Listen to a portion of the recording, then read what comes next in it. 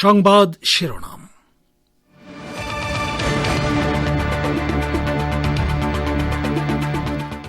Syria পরিস্থিতির নাটকীয় পরিবর্তন, সশস্ত্র গোষ্ঠীগুলোর অভিযানের মুখে দামেস্ক সরকারের পতন, অজানা গন্তব্যে প্রেসিডেন্ট আসাদ, ইরান দূতাবাসে হামলা।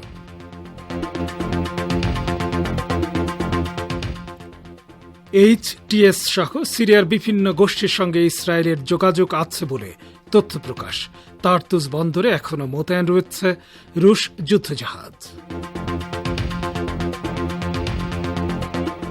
অবৈধ বিদেশিদের আর বাংলাদেশে থাকতে দেয়া হবে না বলে হুঁশিয়ারি দিলেন অন্তর্বর্তী সরকারের স্বরাষ্ট্র উপদেষ্টা জেনারেল জাহাঙ্গীর আলম চৌধুরী। এবং আগরতলায় বাংলাদেশের হাই কমিশনে হামলা ও জাতীয় পতাকার অবমাননার প্রতিবাদে ঢাকায় ভারতীয় হাই কমিশনে স্মারকলিপি দিল বিএনপির ৩ অঙ্গ সংগঠন।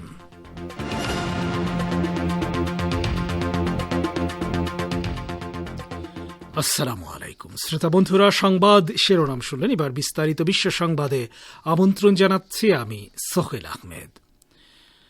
সিরিয়ার সামরিক বাহিনীর কমান্ড সেনাবাহিনীর কর্মকর্তাদের জানিয়ে দিয়েছেন যে প্রেসিডেন্ট বাশার আল আসাদের শাসনের অবসান হয়েছে। সরকার বিরোধী গোষ্ঠীগুলোর সশস্ত্র সদস্যরা রাজধানী দামেস্ক পৌঁছানোর পর সামরিক কমান্ডের পক্ষ থেকে এই ঘোষণা দেয়া হয়। আজ সিরিয়ার সামরিক কমান্ডের একজন কর্মকর্তা বার্তা সংস্থা রয়টার্সকে একথা বলেছেন। এর আগে খবর বের হয় যে প্রেসিডেন্ট বাশার আসাদ বিমানে করে রাজধানী দামেস্কের বাইরে অজানা কোনো গন্তব্যে চলে যাচ্ছেন।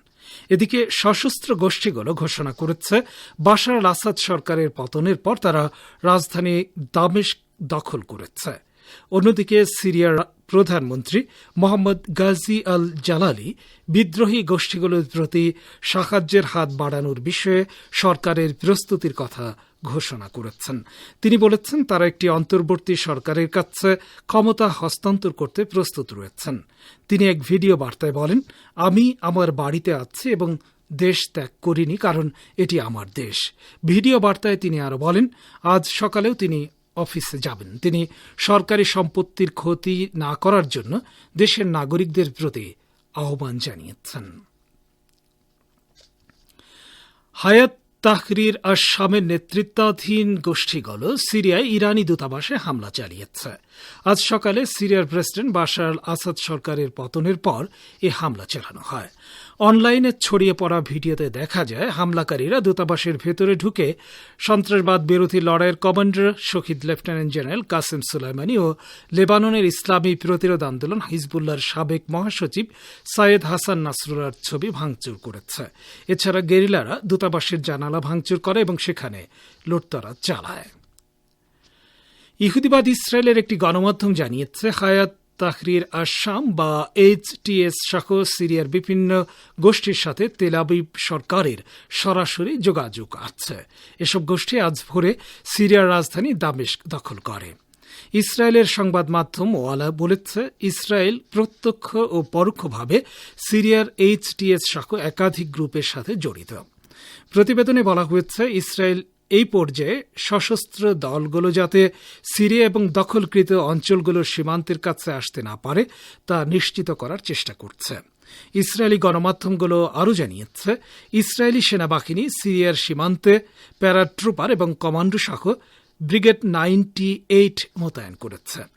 এর আগের এক রিপোর্টে বলা হয়েছিল ইসরায়েলি সেনাবাহিনীর ট্যাঙ্কগুলো অধিকৃত গোলান মালভূমির সীমান্ত বেড়া অতিক্রম করে সিরিয়ার ভূখণ্ডে কুনেত্রা শহরে প্রবেশ করেছে। রাশিয়ার পররাষ্ট্রমন্ত্রী সের্গেই ল্যাভরভ বলেছেন এখনও রাশিয়ার যুদ্ধজাহাজ সিরিয়ার তার্তুস বন্দরে অবস্থান করছে এবং তারা ঘাঁটি ছেড়ে চলে যায়নি। সিরিয়ার সরকার বিরোধী সশস্ত্র সন্ত্রাসীরা রাজধানী দামেস্ক দখল অভিযান শুরু করার পর এই ঘোষণা দেয়া হল বলে জানা গেছে। তিনি বলেন তার্তুস বন্দর থেকে রাশিয়ার যুদ্ধজাহাজ চলে যাওয়ার ব্যাপারে যে সমস্ত জল্পনা ছড়ানো হয়েছে তা ভুল তথ্য হতে পারে, কারণ এখনও ভূমধ্যসাগরে রাশিয়ার যুদ্ধজাহাজ মহড়া চালাচ্ছে। তিনি বলেন ভূমধ্যসাগরে রাশিয়ার নৌবাহিনী যুদ্ধ মহড়া চালাচ্ছে। সম্ভবত স্যাটেলাইট ইমেজ থেকে ভুলক্রমে তা যুদ্ধজাহাজ চলে যাওয়ার খবর হিসেবে প্রচার করা হয়েছে। গতকাল কাতারের রাজধানী দোহায় তুরস্ক এবং ইরানের পররাষ্ট্রমন্ত্রীর সাথে বৈঠকের পর ল্যাভরভ সাংবাদিকদের ব্রিফ করেন।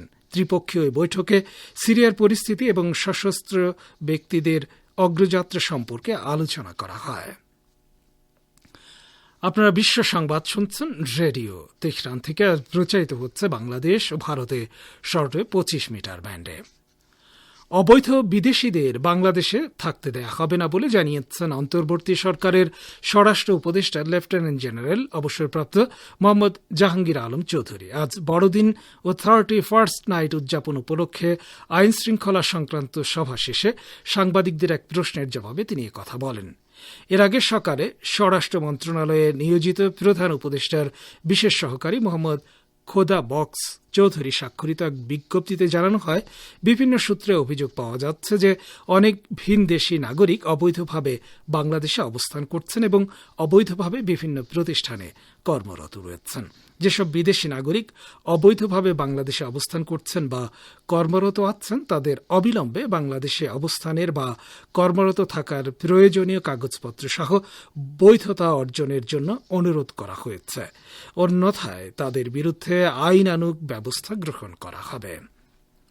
ভারতের ত্রিপুরার রাজধানী আগরতলায় বাংলাদেশের সহকারী হাইকমিশনে হামলা, জাতীয় পতাকার অবমাননা এবং সাম্প্রদায়িক দাঙ্গা সৃষ্টির অপচেষ্টার প্রতিবাদে ভারতীয় হাইকমিশনে স্মারকলিপি দিয়েছে বিএনপির 3 অঙ্গ সংগঠন। আজ নয়াপল্টনে যুবদল, স্বেচ্ছাসেবক দল এবং ছাত্রদলের পক্ষ থেকে ভারতীয় দূতাবাস অভিমুখে পদযাত্রা শুরুর পর রামপুরায় পুলিশ বাধা দেয়। এরপর 3 সংগঠনের 2 জন করে 6 জন প্রতিনিধি ভারতীয় হাইকমিশনে গিয়ে স্মারকলিপি দেন। এ সময় যুবদল সভাপতি মোনায়েম মুন্না বলেন, যারা আগরতলায় বাংলাদেশের হাইকমিশনে ভাঙচুর চালিয়েছে এবং পতাকা পুড়িয়ে দিয়েছে তাদের বিরুদ্ধে তীব্র নিন্দা আমরা আগেই জানিয়েছি। ভারতীয় মিডিয়ার মিথ্যা প্রচারণার প্রতিবাদে আজকে আমাদের স্মারকলিপি কর্মসূচি ছিল। আজকে আমরা ভারতীয় হাইকমিশনের কাছে আমাদের প্রতিবাদের স্মারকলিপি পৌঁছে দিয়েছি।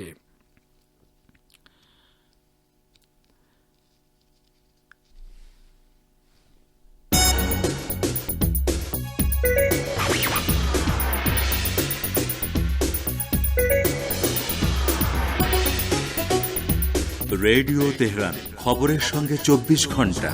ভিজিট করুন আমাদের ওয়েবসাইট parstoday.ir/dn।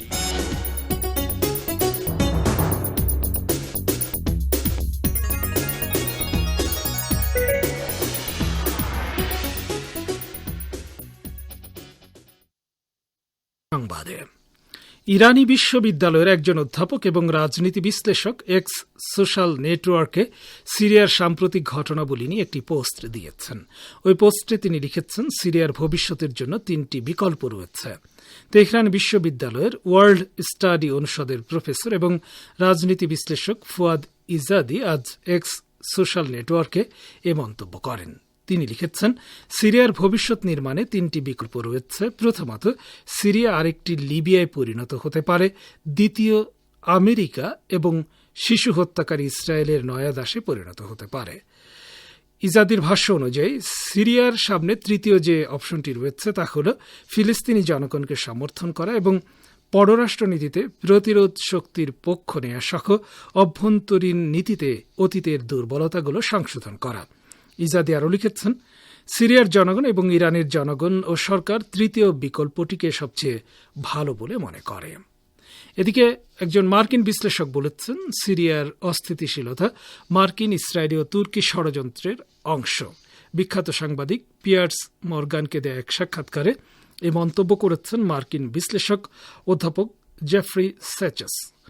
আসাদ সরকার বিরোধী সশস্ত্র দলগুলো দামেস্ক দখল করতে যাচ্ছে এমন সংবাদ ও পরিস্থিতির প্রেক্ষাপটে এক্স সামাজিক মাধ্যম বা সোশ্যাল মিডিয়ায় প্রকাশিত তার ওই সাক্ষাৎকার ও মন্তব্য ভিত্তিক পোস্টটি ভিজিট করেছেন বিপুল সংখ্যক নেটিজেন এবং ইউজার। সিরিয়ার সাম্প্রতিক পরিবর্তনশীল পরিস্থিতির কথা উল্লেখ করে অধ্যাপক জেফ্রি স্যাচেস শুক্রবার বলেন, এই অভিযানটি হচ্ছে মার্কিন সরকার, ইসরায়েল ও তুর্কি সরকারের। এটি ইসরায়েলি প্রধানমন্ত্রী বেনিয়ামিন নেতানিয়াহুর দীর্ঘমেয়াদী পরিকল্পনা বা কর্মসূচির অংশ যে মধ্যপ্রাচ্যের এমন সব সরকারকে ক্ষমতাচ্যুত করার চেষ্টা চালিয়ে আসছে দীর্ঘ ৩০ বছর ধরে, যেসব সরকার ফিলিস্তিনি অধিকারকে সমর্থন দিচ্ছে। ফিলিস্তিনের ইসলামী প্রতিরোধ আন্দোলন হামাসের হাতে বন্দী একজন পণবন্দীর ভিডিও প্রকাশ করেছে হামাসের সামরিক বাহিনী ইজ্জাদ্দিন আল কাসসাম ব্রিগেড। ভিডিওতে মাটান জাঙ্গাউকার নামক ওই পণবন্দী গাজা উপত্যকার বিরুদ্ধে গণহত্যামূলক যুদ্ধ বন্ধ না করায় ইসরায়েলি প্রধানমন্ত্রী নেতানিয়াহুর তীব্র নিন্দা জানিয়েছে। হামাস বহু আগে গাজায় ইসরায়েলি আগ্রাসন বন্ধ করাকে ইহুদিবাদী পণবন্দীদের মুক্ত করার পূর্ব শর্ত হিসেবে ঘোষণা করেছে।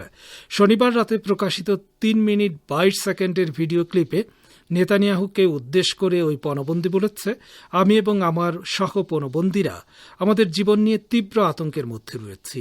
আমরা প্রতিদিন হাজারবার মৃত্যুবরণ করছি এবং আমাদের কথা এখন আর কেউ ভাবছে না। ইরানের পররাষ্ট্রমন্ত্রী সাইয়েদ আব্বাস আরাকচি কাতারের রাজধানী দোহায় ফিলিস্তিনের ইসলামী প্রতিরোধ আন্দোলন হামাসের রাজনৈতিক পরিষদের প্রধান মোহাম্মদ ইসমাইল দারুইশের সঙ্গে বৈঠক করেছেন। বৈঠকে গাজায় সম্ভাব্য যুদ্ধবিরতি প্রতিষ্ঠার বিষয়ে আলোচনা হয় এবং এতে হামাসের উচ্চ পর্যায়ের একটি প্রতিনিধি দল অংশগ্রহণ করে। সিরিয়া পরিস্থিতি নিয়ে ইরান, তুরস্ক এবং রাশিয়ার পররাষ্ট্রমন্ত্রী একটি গুরুত্বপূর্ণ বৈঠকের অবকাশে হামাস নেতাদের সঙ্গে আলোচনায় বসেন আরাকচি। বৈঠকে তিনি হামাস নেতাদের জানান, ইহুদিবাদী ইসরায়েলি বাহিনীর আগ্রাসনের মোকাবেলায় ফিলিস্তিন ও লেবাননের জনগণ ও প্রতিরোধ ফ্রন্টের প্রতি ইরানের সমর্থন শক্তিমত্তার সঙ্গে অটুট থাকবে। বৈঠকে সিরিয়া পরিস্থিতি তুলে ধরে ইরানের পররাষ্ট্রমন্ত্রী বলেন, ইহুদিবাদী ইসরায়েল এবং তার সহযোগীরা গাজার উপর ভয়াবহ গণহত্যা থেকে বিশ্ববাসীর দৃষ্টি অন্যত্র সরিয়ে নিতে সিরিয়ার বর্তমান পরিস্থিতি তৈরি করেছে। ইউক্রেনের প্রেসিডেন্ট ভলোদিমির জেলেনস্কি ঘোষণা করেছেন তার দেশ মার্কিন নির্মিত F-16 জঙ্গি বিমানের আরও একটি চালান হাতে পেয়েছে। নেটো সদস্য ডেনমার্ক যুদ্ধ বিমানের এই চালান পাঠিয়েছে বলে তিনি জানান। জেলেনস্কি বলেন, ডেনমার্ক থেকে পাঠানো এসব F-16 জঙ্গি বিমান ইউক্রেনকে রাশিয়ার বিমান হামলা থেকে রক্ষা করতে সাহায্য করবে। শ্রোতা বন্ধুরা, বিশ্ব সংবাদে এই ছিল আমাদের সর্বশেষ আয়োজন। সঙ্গে থাকার জন্য অসংখ্য ধন্যবাদ। বিশ্ব সংবাদের পর এবার দৃষ্টিপাত। ইরানের পররাষ্ট্রমন্ত্রী বলেছেন, সিরিয়ার সাম্প্রতিক সংঘাতপূর্ণ পরিস্থিতি শুধু এই দেশে সীমাবদ্ধ থাকবে না, বরং তারা ইরাকেও প্রবেশ করবে। এ সম্পর্কে এখন রয়েছে একটি পর্যালোচনা, পরিবেশন করছেন আশরাফুর রহমান।